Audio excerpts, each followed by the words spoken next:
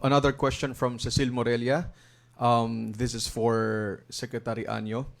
Please give us a sense of how the President intends to pursue the drug war in his last 12 months in office. Maraming salamat.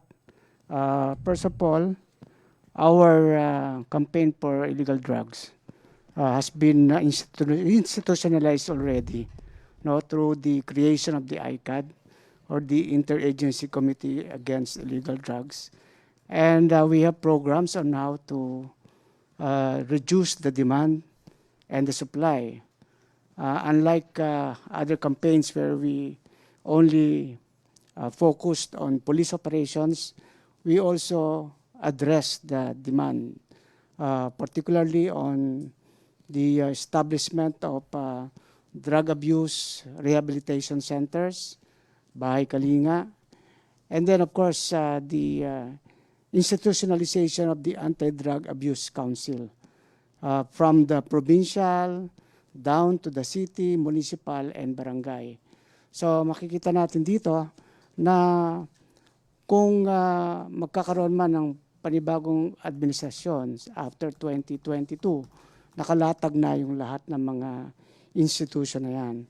At masasabi naman natin na maraming accomplishment na nagawa ang ating administration. Unang-una, sa 42,000 barangay natin, 21,891 barangays ang tinatawag natin cleared barangays. No? Ibig sabihin, dito po ay talagang masasabi natin na ligtas na ang komunidad sa illegal na droga. 289,622 ang ating naaresto. At 12,089 dito ay tinatawag natin mga high-value targets. 757 drug dens ang ating na-dismantled. At ang higit sa lahat dito ay tinaladang shabu, cocaine, ecstasy ang nakuha natin na nagkakahalaga aabot ng 58.21 billion. So tayo po ay kampante na masusustain itong ating kampanya against illegal drugs. Thank you, Secretary Anyo. Last question from Cecil Morelia of the Agence France Presse. This question is for CABSEC, Secretary Lorenzana, and Secretary Anyo. Can we expect the President to set a timeline target for lifting pandemic restrictions and a return to our normal lives? Secretary Nograles? Kami naman po lahat na nandito, kaming apat na nandito, and yung mga cabinet secretaries joining us online are all part of the IATF, no? At meron naman po tayong naka-assign dyan task group on recovery, no? That being said, of course, lahat naman yan na pinaplano natin, and all of that will obviously depend on how fast we can achieve yung population protection na tinatawag and yung herd immunity targets po natin. By all indications, lahat naman ng supply ng vaccines na kinakailangan natin to achieve those two targets, meaning to say population control, population protection and herd immunity, lahat naman po ng supply ay nandyan, na-secure na po ni Secretary Galvez. And in fact, we're happy to report na this month of July, ito po yung buwan na may pinakamaraming vaccines na darating in any given month, no? Since these vaccines have been procured and we've been acquiring vaccines from different vaccine manufacturers, no?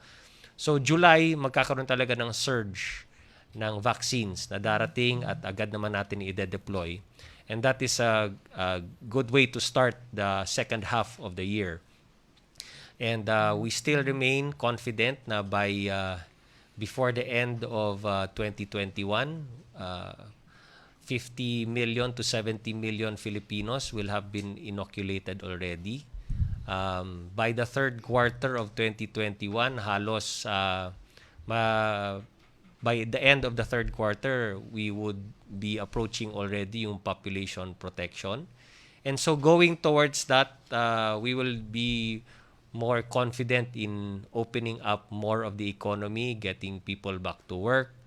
At dito naman po natin mararamdaman yung tinatawag nating transition to the new normal, no? So it's not it's going to be a phase by phase approach, kaya nga every week yung meeting natin ng IATF para unti-unti and safely natin bubuksan yung ekonomiya para makabalik tayo sa new normal or the normal way of doing things before.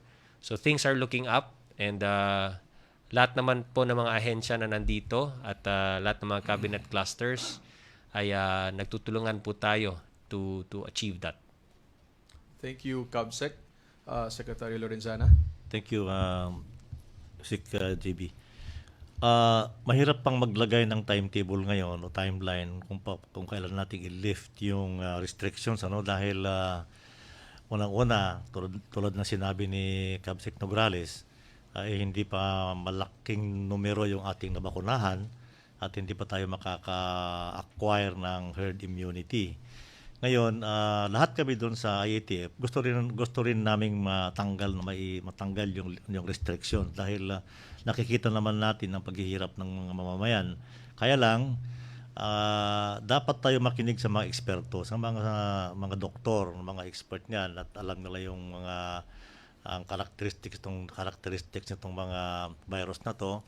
Hindi lang basta namin sinasabing lockdown, kundi kinokonsulta namin sila. So hanggat hindi natin mabakunahan yung maybe 50% of our population, ay baka manatili yung restriction. Hindi naman sing grabe nung ECQ, pero there's still some restriction just to prevent the spread of the virus. Thank you.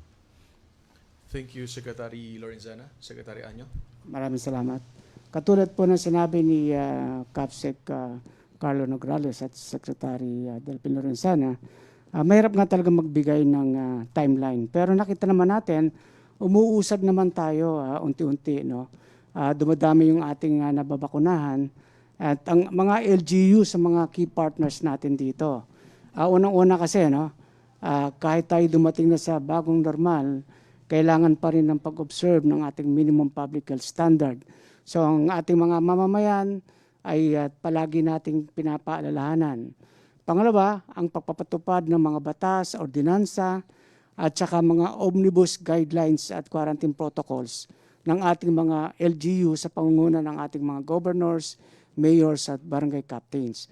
At sila rin po ang nagpapatupad ng PDITR strategy para yung mga tinatamaan naman ng COVID ay natitest, natitrace at na-isolate. Pero makikita naman po natin na talaga ang pinakasusi ay ang pagbabakuna.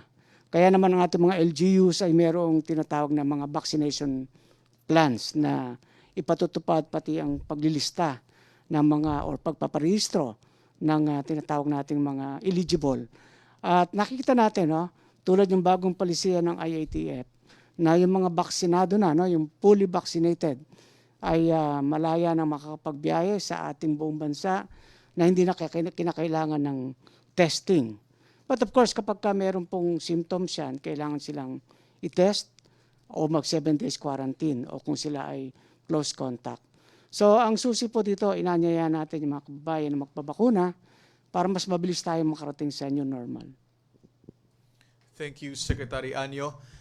Before we proceed sa unang magtatanong ng live, i-remind ko lang po ang media na kasama po natin din virtually si DBM Secretary Wendell Avisado at Education Secretary Leonor Briones and the representative of DNR Yusek Analiza Te.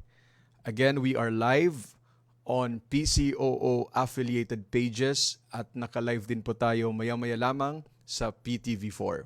Okay, our first live question will come from Christine Kudis of the Philippine News Agency. Christine? Hello, my question will be addressed to Secretary Bautista. Sir, how has the implementation of the social amelioration program evolved throughout the pandemic? And what good practices has the DSWD learned from SAP to deliver a more convenient and efficient approach of distributing aid in the future if calamities such as this happen again? Thank you. Unang-una, ang Social Amelioration Program ay isa sa pinakamalaking cash transfer programs na ating pinatupad, no? Purposely para maibsan ang epekto ng pandemyang COVID-19 sa ating mga kababayan, lalo na sa iyong mga apektado ng community quarantine. Lahat ng ahensya na bigla, ang DSWD, first time in the history na magbibigay tayo ng ayuda sa more or less 18 million, no? SUP 1 and SUP 2. Sa pagbibigay ng ating ayuda, there were lots of challenges. Kung matatandaan nyo nun, buong bansa ay inilagay under ECQ. So apparently, when we are required to provide foods, no, pagkain sa ating mga kababayan, nagkaroon ng challenge doon dahil halos sabay-sabay lahat ng munisipyo, probinsya, kumuha ng raw materials at serbisyohan yung kanilang mga constituents, no? With regard to the distribution of the subsidy, yung proseso kasi, no, it's a race against the expeditious distribution of the subsidy, at the same time the processes. Kasi the budget will be downloaded to the DSWD, and the DSWD will transfer that to the local government units. So at the process, on our side, we have to wait for the budget. On the side of the local government units, we have to prepare the memorandum of agreements, other procedures, just to establish the safety nets. Kasi alam naman natin ito, pera to ng taong bayan, and in terms of transparency and preventing yung sinasabi nating anomalies or irregularities, we should be careful on the procedure. Pagdating naman sa distribution, ang challenge naman natin dito ay hindi bukas yung mga munisipyo pag magdi-distribute ng mga ayuda. Ibig sabihin nun, dahil sa lahat tayo nangangapa nun on how to arrest the spike of the SUP, or the spike of the COVID, talagang very rigid na yung pagpapasok ng ating mga LGU sa mga magbibigay ng ng ayuda, especially yung social gathering, yung mass distribution, yung pagpasok ng mga social workers to distribute the SUP, lahat yan may restriction. So nakita namin lahat yan, and day by day, week by week, month from month, as the distribution goes on, marami kaming natutunan doon, and dinocument namin lahat yan so that succeeding, no, subsidy program ay kung ano yung mga shortcomings and gaps ay ayun ang pagtutuunan namin ng pansin. Babalikan lang natin yung SUP 2, wherein we arrange for the utilization, no, of the financial service providers. Itong mga financial service providers na to, nanghingi kami ng technical assistance sa Bangko Sentral ng Pilipinas. But before that, we have a MOA with the BSP. At hinighlight do sa MOA doon na the BSP will guide the DSWD from day one, preparation phase, during the distribution, and up to this time. So yung mga financial service providers doon, they underwent screening based on the criteria and qualification of the Bangko Sentral ng Pilipinas.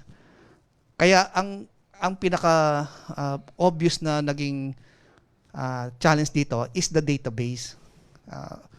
Kasi sa amin, on the part of the DSWD, we maintain database for around 10 million beneficiaries. particularly on the 4Ps. But ang ibinigyan natin ng ayuda doon is more or less 14 to 18 million. So we have to generate beneficiaries from the LGUs. And on the side of the LGUs, though they have the database, but ang question na naman dito is, are they qualified or not qualified based on the criteria set forth on the joint MOA? Kasi titignan mo doon yung kung low income ka ba, solo parent ka ba, and among others. But definitely, looking forward, based on experience, no, if we will trace back on the last special assistance provided in the NCR Plus bubbles, nakita natin dito talaga na very reliable on the perspective of the DSWD, very reliable na ang transfer of funds will be directly to the local government units. Dahil alam naman natin, they know the situation on the ground, and kilala nila yung mga beneficiaries. On our side, kami, DILG, DND, we provide the team to purposely to have a check and balance on what the LGUs are doing. So sa tingin ko, ayun yung as a whole, ayun yung magandang natutunan natin dito sa special financial assistance, that we trust our local government units, we trust our local chief executives in the distribution of the ayuda. At the end of the day, with regards to the enforcement, if there are violations, irregularities, nakita nyo naman yung performance ng DILG. Talagang hindi sila nakalusot, and they have to explain on why there such thing as irregularities or anomalies na nag-exist.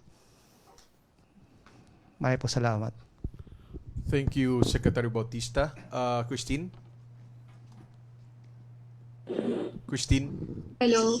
Yes. Thank you, Secretary. I have to follow up. How close are we from having a finalized database of the most vulnerable sectors nationwide? And can we expect that in the future distribution of aid, it will be fully digitalized already? Thank you. With regards to when we talk about the database, we have the PLCs. I think it is now ongoing right now under the NEDA. Maybe the details of this we can ask a representative from NEDA. It is actually a national ID system being rolled out by the Philippine Statistics Authority, no? And hopefully on our side, nakikita naman namin ang update ng NEDA, and talagang bumilis yung mga nagre-register dito sa national ID system. Ang pinaka-importante kasi dito is an accurate database. At the same time, talagang ito, yung mga beneficiaries na ito, ay nandoon sa isang area or municipality. Kasi ang naging problema during that time is yung mga transits, no? Nandito sa isang municipality, then they will be relocated. Pag hinanap sila ng munisipyo, hindi na makita dahil na-relocate na pala sila. So with the assistance, with the concept being done by the PLCs, sa tingin ko mas madali nang makita ang ating mga beneficiaries. On the side of the DSWD naman, meron naman kami yung listahan ng 3 na this will serve as our reference for next year. Kasi alam naman natin na every year meron kaming term ngayon na yung graduation. Itong graduation na to, ina-identify namin yung mga beneficiaries na we believe na they have already above poverty line, no. Ngayon, itong mga gagraduate na to, what we do is we endorse this to the local chief executives, and the local chief executives will commit themselves. Sasabihin nila na, sige, willing kaming tulungan sila, ituloy yung kanilang mga nasimulan, at bigyan sila ng iba pang mga bagay para hindi sila mag-slide down back dito sa survival phase. Ito yung survival, yung sinasabi nating low income. And napunta na ako sa mga ibang lugar, nakita ko doon yung mga seremonyas. Parang we arrange for a simple ceremony for those who have graduated. Dalas ngayon na atinan ko, umabot ng 1,000 na graduate. Pero as a whole, nakita namin talaga na malaking tulong yung LGU, local chief executives, na talagang saluhin yung pagpapatuloy ng mga graduate sa 4Ps para sa sinasabi nating isang kapaki-pakinabang na mamamayan. Yung tanong kanina sa digital payment, actually hindi pa natin, on our side, perception ng DSWD, hindi pa natin na perfect ang digital payments.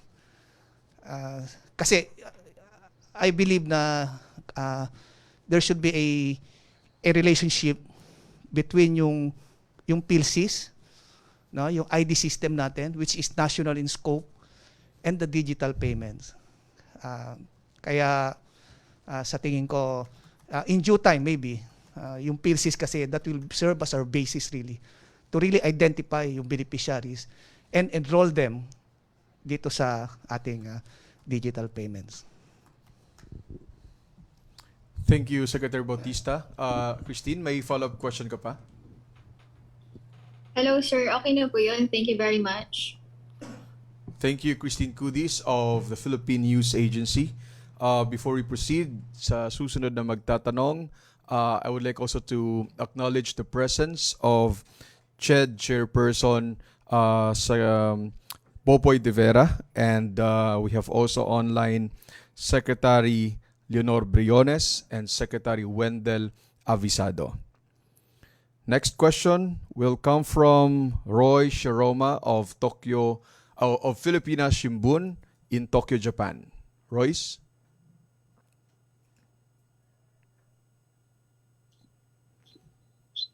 Royce?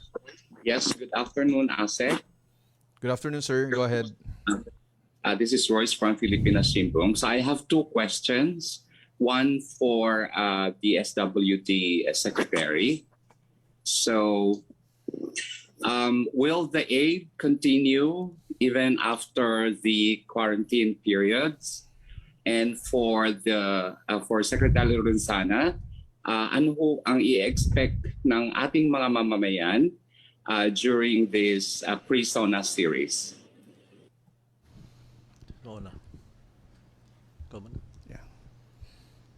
Thank you.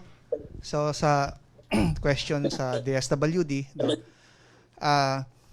in the absence of the enactment of a law relative to, I think the bill being that was formulated sa lower house, ayan yata yung as a general term natin is yung Bayanihan 3. And I believe that was already submitted to the Senate. In the absence of the law, tuloy-tuloy pa rin po ang aming regular programs, no, in terms of social protection. One program is the assistance to individuals in crisis situation. We are talking here of assistance provided, cash assistance, no, hospital assistance, food assistance, burial, and even education assistance. So tuloy-tuloy po yan. And sa ngayon, karamihan ng beneficiaries niya ay yung talagang affected by the pandemic, no? Particularly, we're talking here of the fisher folk, no? The farmer sector, yung sabihin nating mga nawalan ng trabaho, even OFWs. Tuloy-tuloy yung ating pagbibigay ng ayuda in the different parts of the country. Kung mapapansin nyo, no, umiikot ang DSWD kasama ng ating mga tauhan ng Office of the President na ina-identify kung ano yung mga nangangailangan, and at the same time, immediately binibigay natin ang ayuda. Going back to the Bayanihan 3, the DSWD support any bill, no, or any proposal that will provide subsidies to our kababayan in the midst of the pandemic. Alam naman natin, nag-ease yung mga quarantine categories natin. But at the end of the day, meron pa rin tayong mga affected, no? Particularly yung mga overseas workers, yung mga OFWs, yung mga those who are engaged in small business. And hopefully, kung if that will be realized, malaking tulong to sa ating mga kababayan. At the end of the day, ayun yung isang pamamaraan na mapababa natin yung sinasabi nating poverty incidence. Thank you. Secretary Lorenzana? Doon naman sa tanong ng what do the people expect during this last SONA, katulad din ng mga nakaraang SONA, magsasalita si Presidente, sasabihin niya yung mga nagawa nung nakaraang taon, kung anong nangyari at kung ano pang gagawin. Ano? Ngayon, itong SONA na ito ay covering the SONA last year hanggang ngayon. Ang siguro nangunguna dyan ay kung paano natin ina-address yung pandemic at saka matulungan yung mga tao. Kaya nandyan lahat yung mga ginagawa natin, yung mga ayuda at saka everything para ma-alleviate yung paghihirap ng tao sa naggawa ng pandemic. At saka ilalatag din ng Presidente yung mga gagawin pa niya sa huling taon ng kanyang pagiging Presidente. At dahil ito ay panghuling SONA, ay ilalatag din niya para makita ng mga mamamayan kung ano yung nagawa niya sa nakaraang 5 taon. Maraming nagawa dyan yung build program at iba pang mga proyekto na natapos ay umpisahan at natapos nung kanyang administration. Thank you. Thank you, Secretary Lorenzana. Royce, may follow-up ka ba?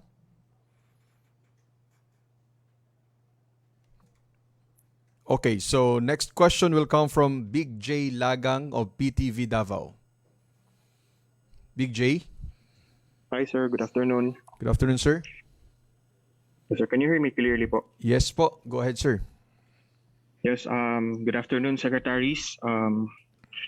I guess I'll address my question to Sir Delphine Lorenzana. Good afternoon, Secretary. We believe na ang creation ng BARM government ay isa sa mga maituturing na Duterte legacy. How do you assess po the early years of the new Bangsamoro government, especially now that the transition period is being challenged by the ongoing pandemic?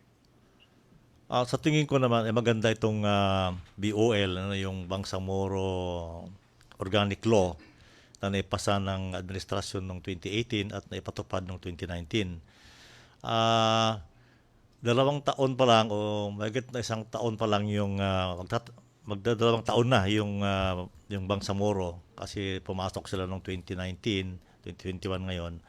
At tuloy-tuloy naman yung mga ginagawa nila kasi ang challenge ng bagong administrasyon ng Bangsamoro ay yung gumawa sila ng mga batas.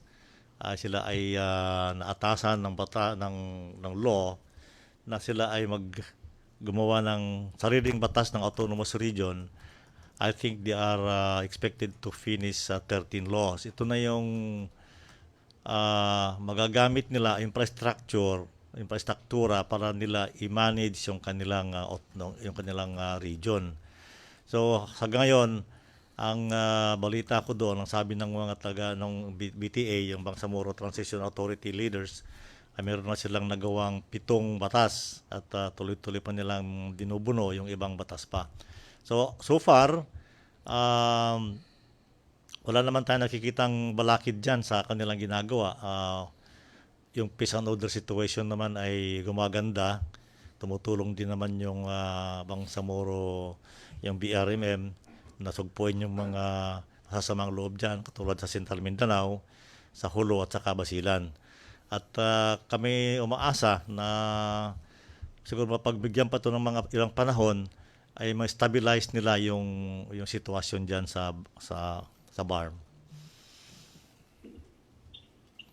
Thank you, Secretary Lorenzana. Big J, may follow-up questions po ba kayo? Yes, sir.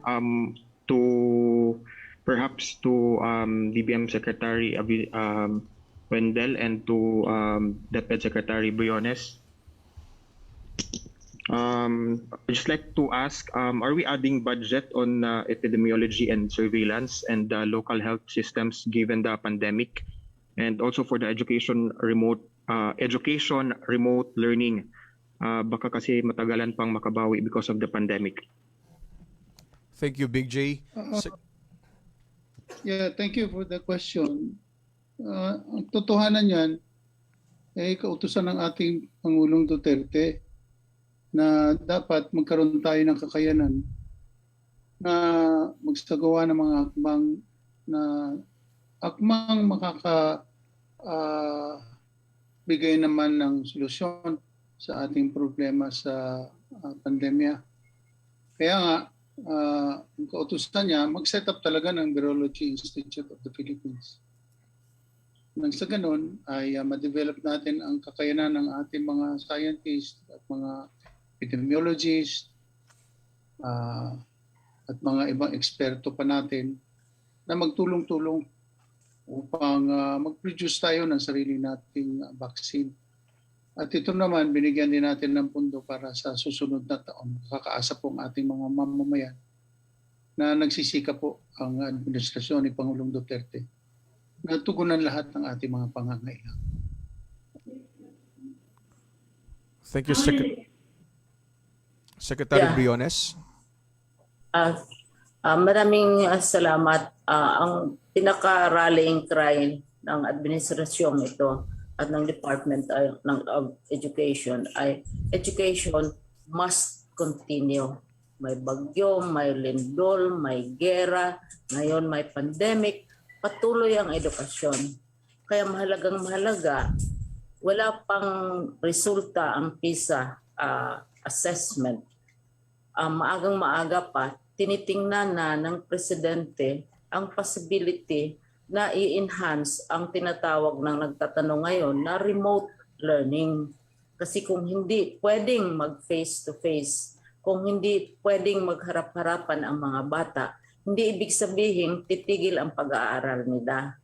Kaya dinevelop na noon, maalaala natin, hindi pa kalalabas lang ng PISA results, ay yung Presidente nag-order na siya na maghanap ng pondo. Halimbawa sa malaking proyekto natin na mag-provide ng mga radios. Kasi kung hindi pwede sa libro, pwede sa telebisyon, pwede sa radyo, pwede sa iba't ibang communication, at saka pwedeng makipag-connect sa iba't ibang mga eskwelahan maski walang yung tinatawag nilang connectivity. So ito lahat, dinidevelop at talagang pinopondohan ng ating pamahalaan.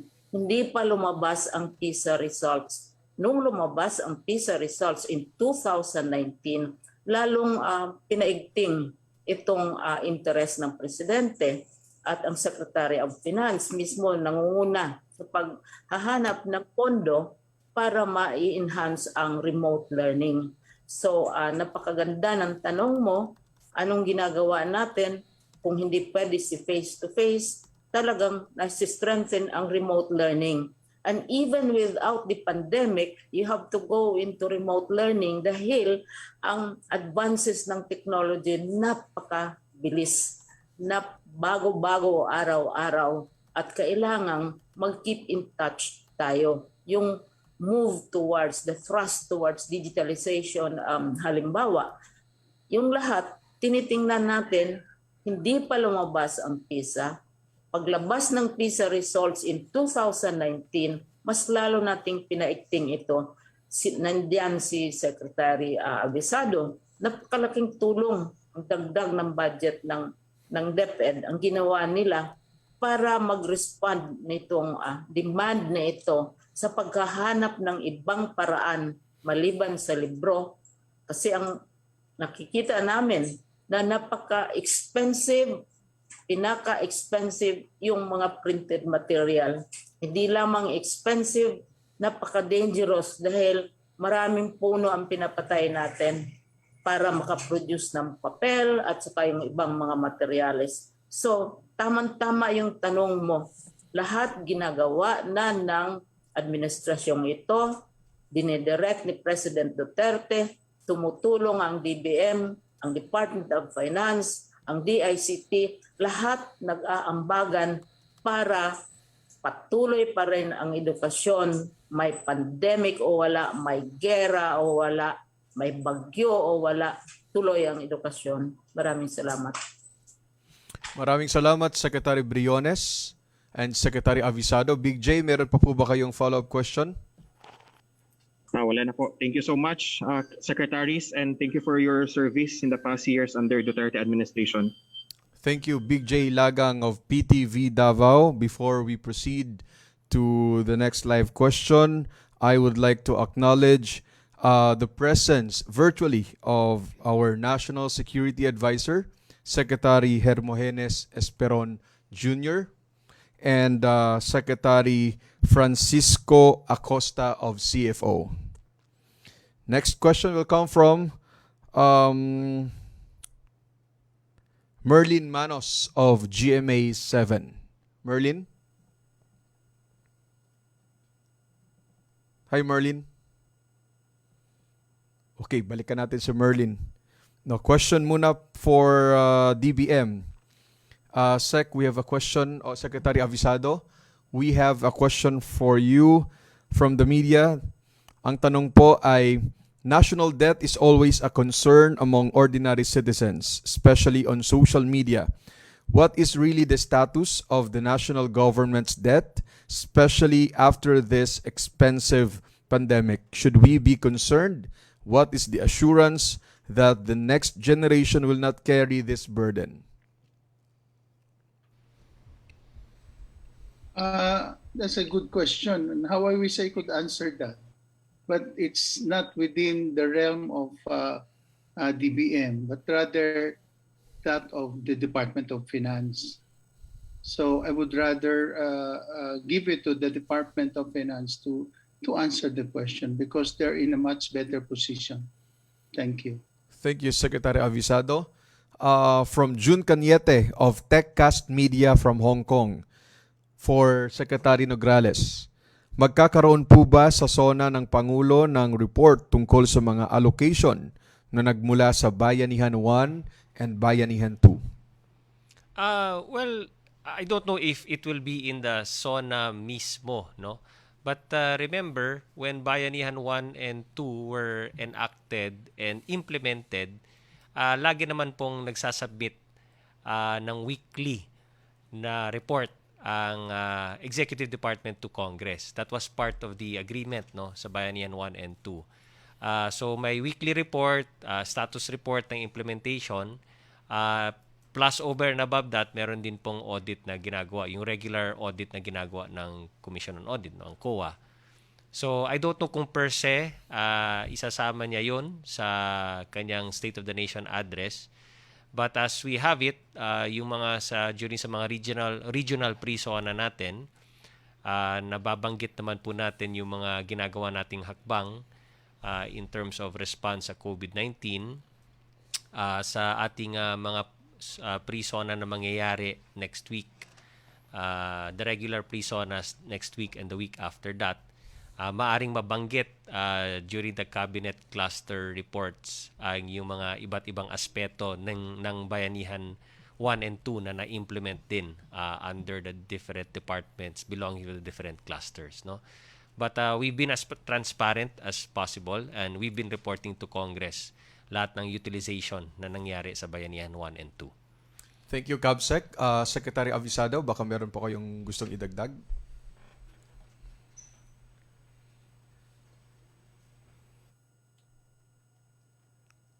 Secretary Avisado? At tulad ng sinabi ni Kabsek, tutungayan natin yan kung paano ang talagang presentation ng SONA ng Pangulo. Subalit gusto ko lang din sabihin na lahat ng aspeto ng operasyon ng ating pamahalaan ay kapapalooban ng kanyang last SONA at higit sa lahat ang malaman ng taong bayan talaga kung sana tayo na napapunta kahit pa dito sa kalagayan natin sa pandemya, ano ba talaga ang direksyon natin, at yun ay talagang ilalagay din ni Pangulong Duterte sa kanyang SONA. Okay. Thank you, Secretary Avisado. Okay, next question. Meron po tayong katanungan from the media, from June Caniete. Ang katanungan po, sir, I think this is for Secretary Lorenzana and Secretary Esperon. Ang katanungan, will the President talk about the AFP modernization and mga plano for the security? Yeah, thank you. Yung ating modernization ng armed forces ay nagpapatuloy. Kung hindi lang siguro sa pandemyang ito ay mas marami pa tayong maangkat na mga malalaking equipment ang AFP. Pero nang dahil sa pandemyang ito ay medyo umurong yung ating procurement, especially yung mga barko, dagdag na barko ng ng Navy, saka yung mga eroplano ng Air Force, lalo na ngayon dahil nangangailangan tayo ng mga eroplano dahil sa pandemic na ito. Kailangan natin ng pag-transport ng mga personnel, supplies, at kung ano-ano pa sa buong kapuluan. So tuloy-tuloy yan. Yung ating ang tawag itong second phase ng ating modernization ay hanggang 2022. Siguro ang ating ma-accomplish dyan before the year ends, before yung horizon na yon, matapos yung horizon na yon, ay makamagawa natin yung mga 70 or 80% ng target natin sa modernization. Thank you. Thank you, Secretary Lorenzana. Secretary Esperon?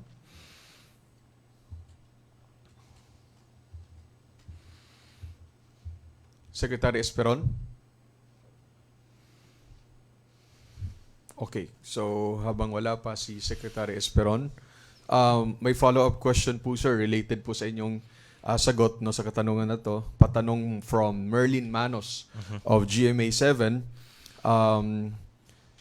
Ano raw po, kaugnay po ito sa C-130 crash sa Sulu, ano raw po ang next plan ng gobyerno? Bibili pa rin po ba tayo ng panibagong eroplano? Meron tayong nakaprogram na 2 brand new C-130. Ating approve na ito ng Congress noon at inaayos na natin yung mga yung mga papeles, dokumento para sa procurement. Meron din tayong 3 C-295, yung mas maliit na transport plane na ayos na rin yung kontrata niyan. At saka 4 na N212 na galing sa Indonesia, yung mas maliit, pinakamaliit na transport plane. So tuloy-tuloy pa rin ang ating pag-angkat ng mga eroplano. Ngayon, yung Air Force ay gusto rin bumili ng fighter jet at inaayos pa nila yung kung ano ang proponent na pipiliin nila. So yun lahat ay nakaprograma.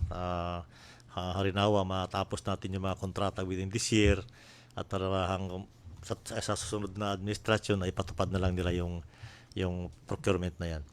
Thank you, sir.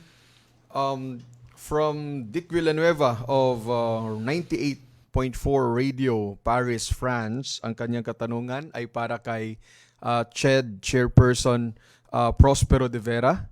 Sir, the question is, the free tuition law is definitely among the legacies of the Duterte administration. How do you see this law playing out in the long term? How will it affect the Philippines' 2040 ambition?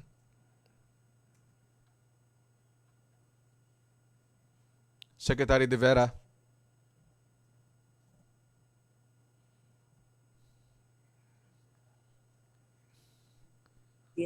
Nandito pala si Yusek Villaverde. Secretary de Vera. na lang po.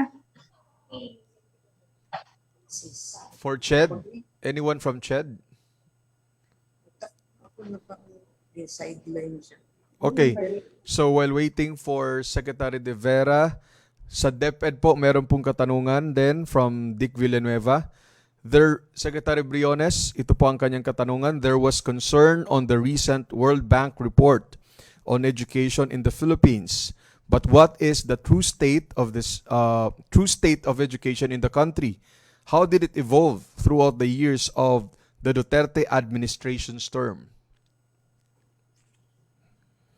Secretary Briones. Education policy is 123 years old.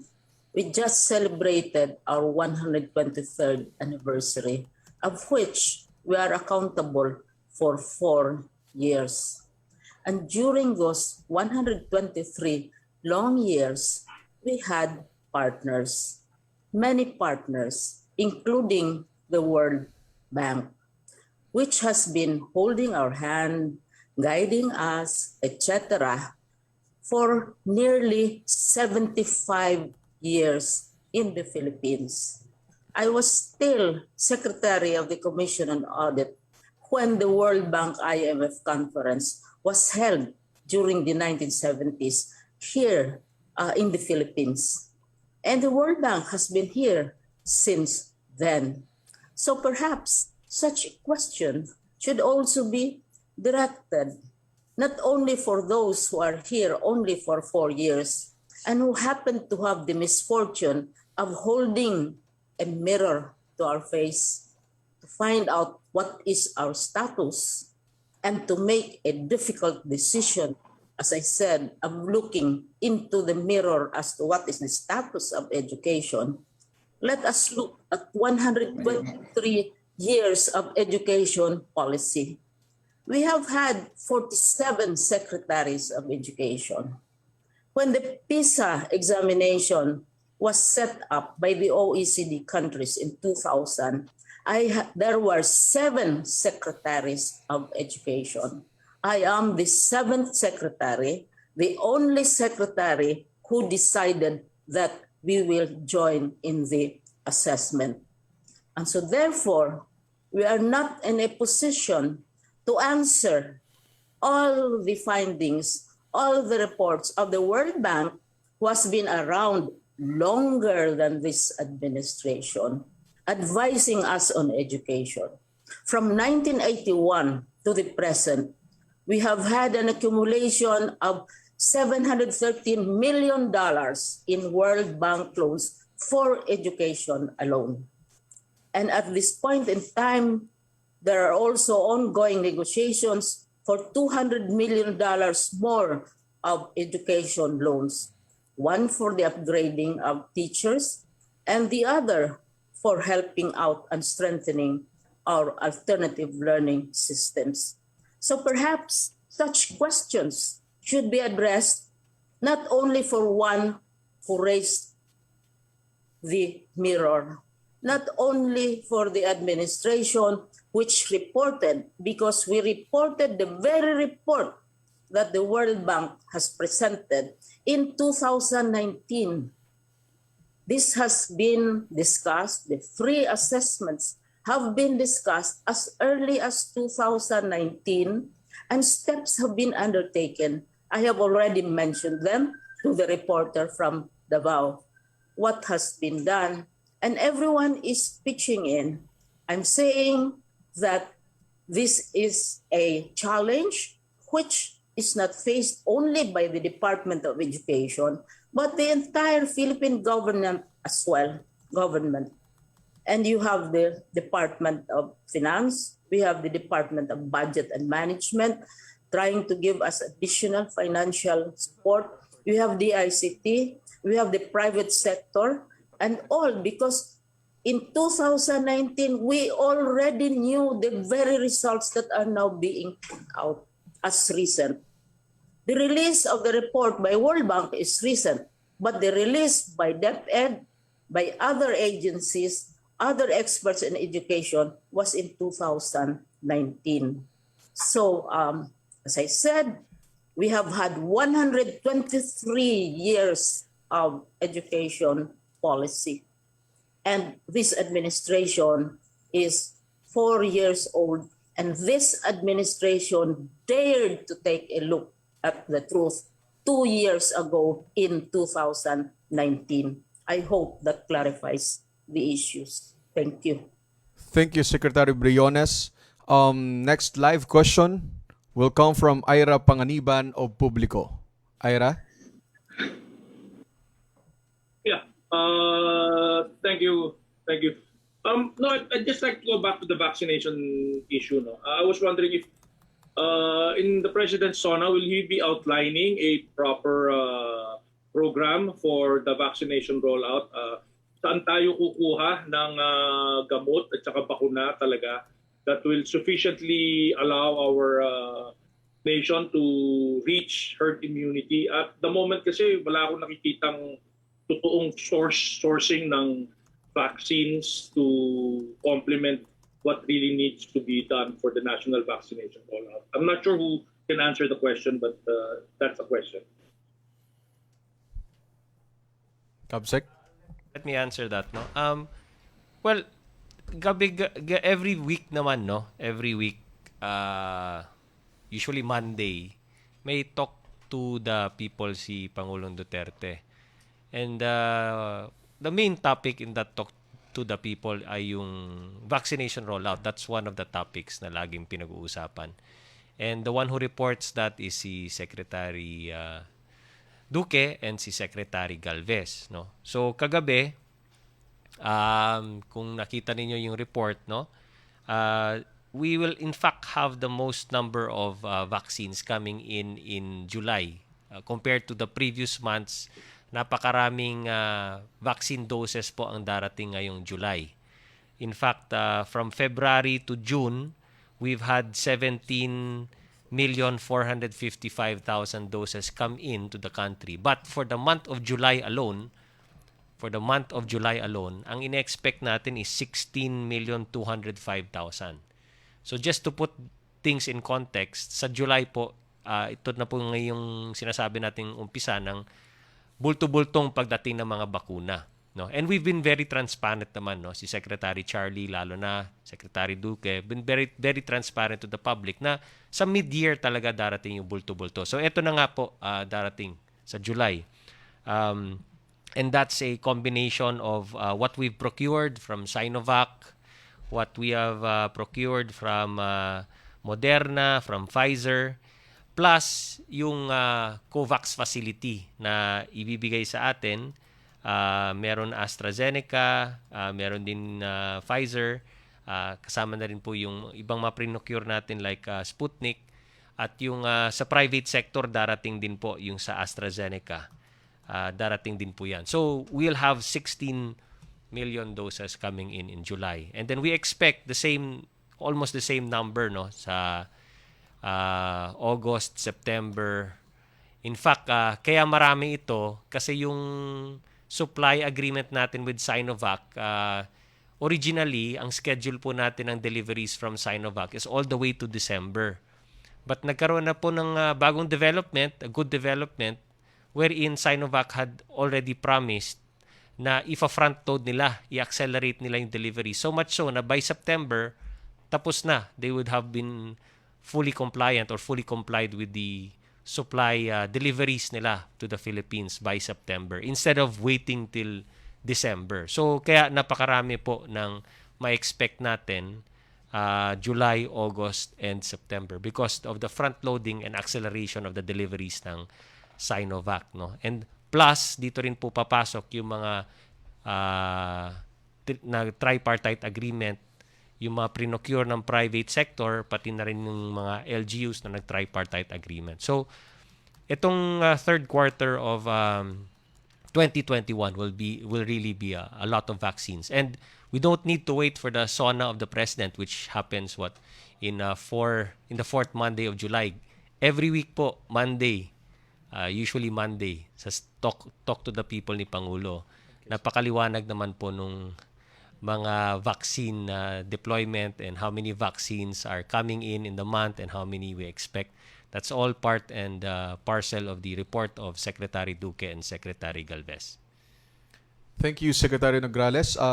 Sir Ira, may follow-up question po ba kayo? That's good. Thank you very much. Thank you. Good afternoon.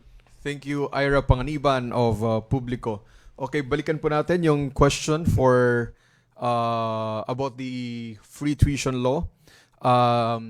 Secretary Popoy De Vera and Secretary Nograles, para sa inyo po yung tanong. The free tuition law is definitely among the legacies of the Duterte administration. How do you see this law playing out in the long term? How will it affect the Philippines' 2040 ambition? Ay, malaking ano po to. Game changer po itong free tuition law, free tertiary education law na pinirmahan under the administration of President Duterte. Because for so long, we've been only providing free basic education. That's elementary and high school. And nowhere in the history, except in the term of President Duterte, did we have a free higher education law. So that really prepares our youth in entering the workforce. At alam naman po natin, an educated workforce makes for a healthy, robust, and strong economy.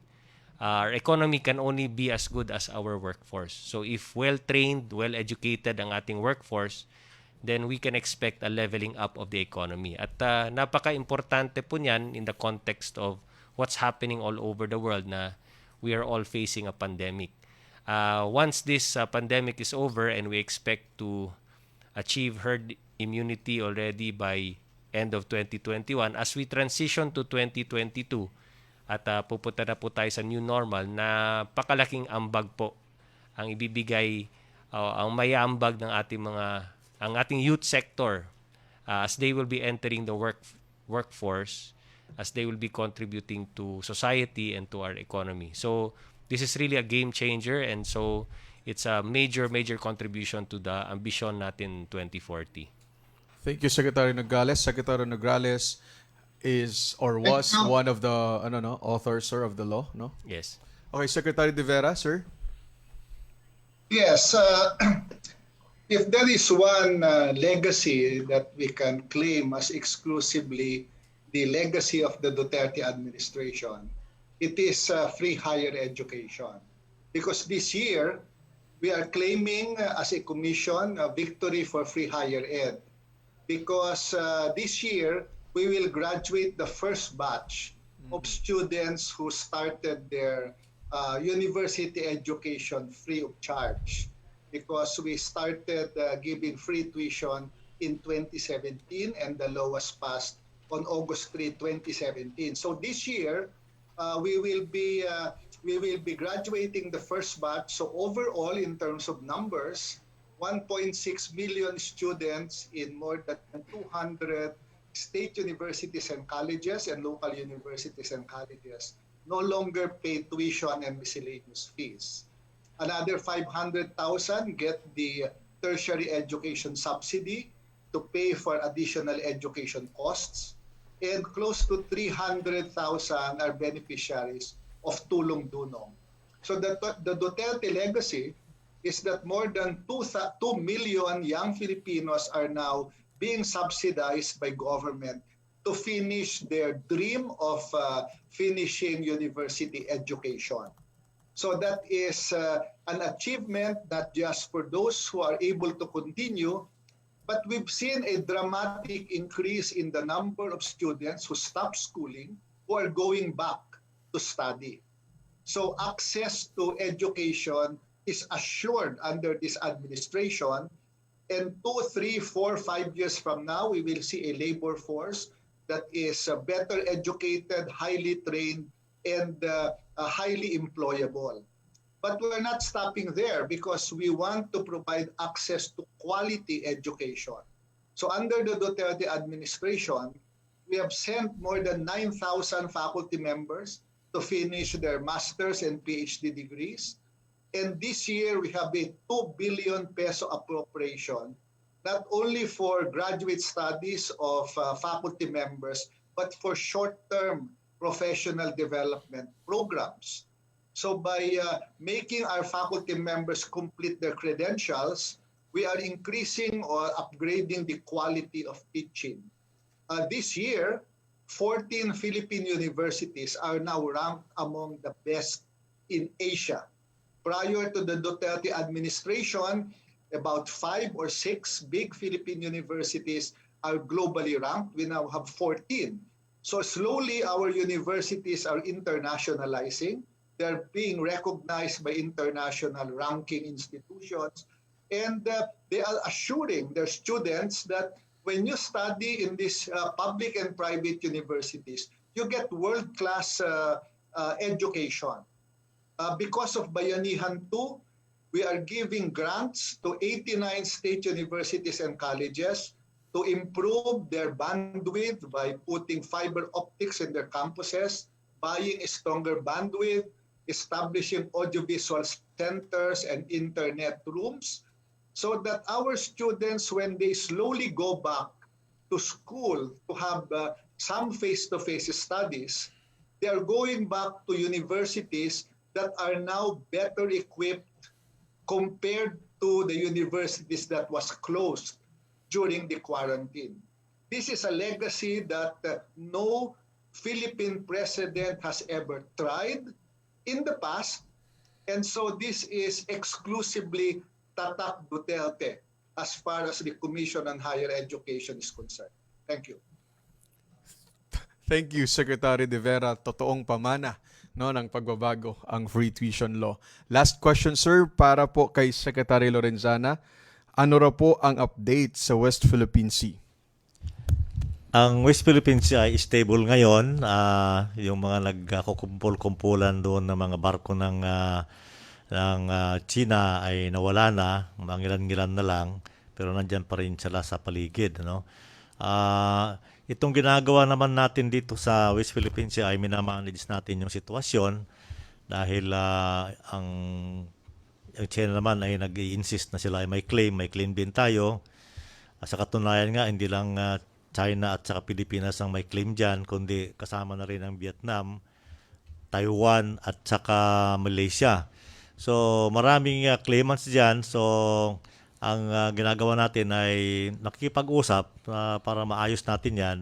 Siguro hindi naman natin mapupersa itong ayusin kaagad dahil matatagalan siguro bago magkaroon ng kaayusan itong sigalot na to, yung conflict o yung disputes dyan sa West Philippine Sea. But sa kasalukuyan ay panay naman yung patrolya ng ating mga barko dyan, barko ng Navy, barko ng Coast Guard, kasama na yung Bureau of Fisheries and Aquatic Resources, at hindi naman sila nagkakaroon ng enkwentro ng mga barko ng ibang bansa.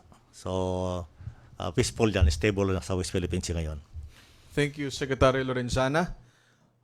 Unfortunately, that was the last question that we have time for before we close the virtual presser. I would like to recognize also the presence or acknowledge the presence of PCW Chairperson Sandy Montano joining us virtually. And now, Secretary Nograles, Secretary Lorenzana, Secretary Anyo, and Secretary Bautista, do you have any closing statements before ending the virtual presser? Opo, siguro kung medyo nabitin sa katanungan, huwag kayong mag-alala, magkakaroon pa rin tayo ng mga pre-SONA. This is just our media launch ng pre-SONA to invite everybody to join us in our pre-SONA forums that will be happening. We'll have 4 pre-SONA forums, gaya ng sinabi ko, mula sa 4 na clusters kasi nauna na po nag-pre-SONA ang EDC at ang IC. So during those 4 pre-SONA forums po natin, you will again be given a chance to ask your questions. Again, ginagawa namin ito dahil talaga naman sa 5 years ng panunungkulan ni President Rodrigo Roa Duterte, under his administration napakarami po na mga accomplishments po natin. At napakarami po ng accomplishments ni Pangulong Duterte. Kaya ginagawa natin itong pre-SONA kasi hindi naman po maipasok ang lahat ng mga accomplishments sa loob lamang ng isang speech ni Pangulong Duterte. And this will give you a chance to also ask and interact with the cabinet secretaries. So we would like to invite each and every one of you na abangan, and please join us virtually in the pre-SONA forums. You may participate and you may watch and learn, no, on the accomplishments, achievements under the administration of President Rodrigo Roa Duterte and his plans for the remaining months to come. And hopefully, this will smoothen the transition to the next administration, at sana nga po sa mga nagawa na at ginagawa na ng administrasyon ni Pangulong Duterte, sana sa susunod na administrasyon ay ipagpatuloy nila ang magandang nasimulan na pagbabago sa buhay ng bawat Pilipino. Maraming salamat po. Thank you, Cabinet Secretary Carlo Nograles. Secretary Lorenzana. Yeah, alam kong marami pa kayong katanungan dyan. Tulad ng sinabi ni Cabsec, ay meron pa kami mga susunod na pre-SONA. Sana magkita-kita tayo ulit doon at magka-exchange tayo ng mga ideas. Thank you. Secretary Anyo. Maraming salamat sa mga dumalo nating mga taga-media. Ang presona ng Participatory Governance Cluster ay sa July 16, nagaganapin sa Cebu. So, hope to see you there.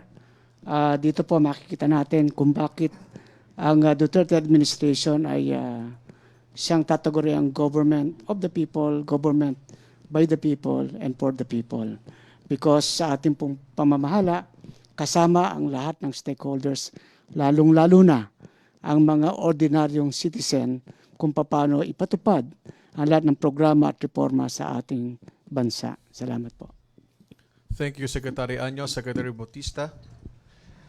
Ang Human Development and Poverty Reduction Cluster o yung HDPRC ay binubuo po. Kasama po natin dyan ang 37 agencies. Sa darating pong SONA, just to give you a glimpse kung ano yung ipapahiwatig namin doon, ipapakita.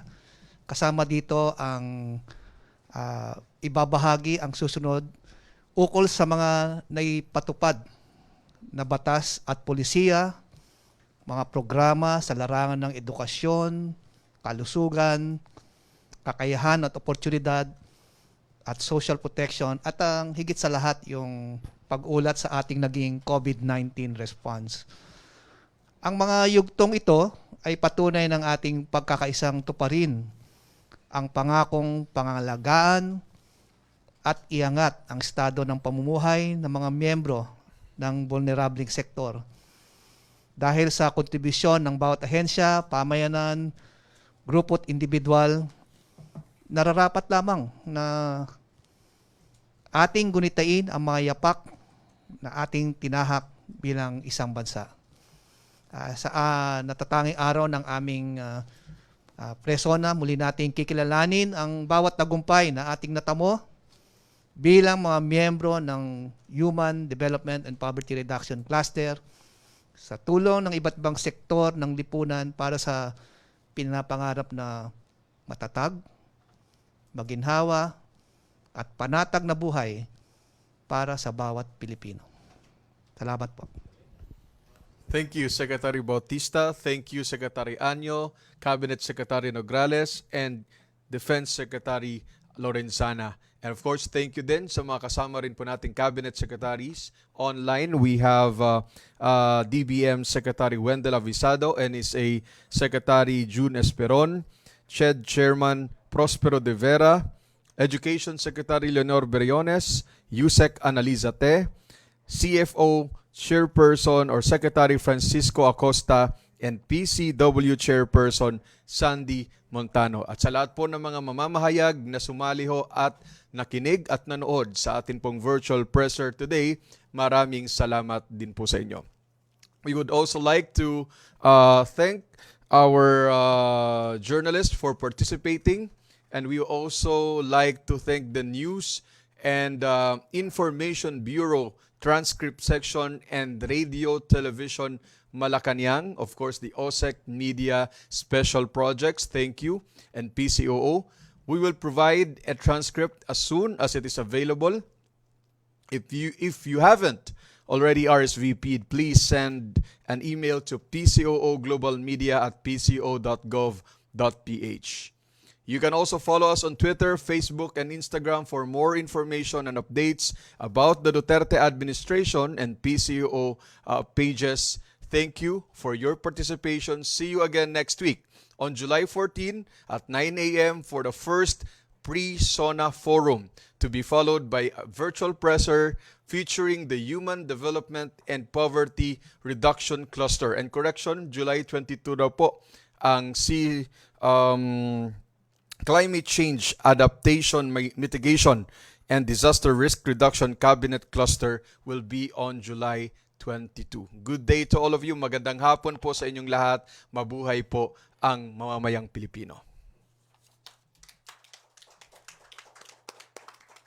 Thank you, sir.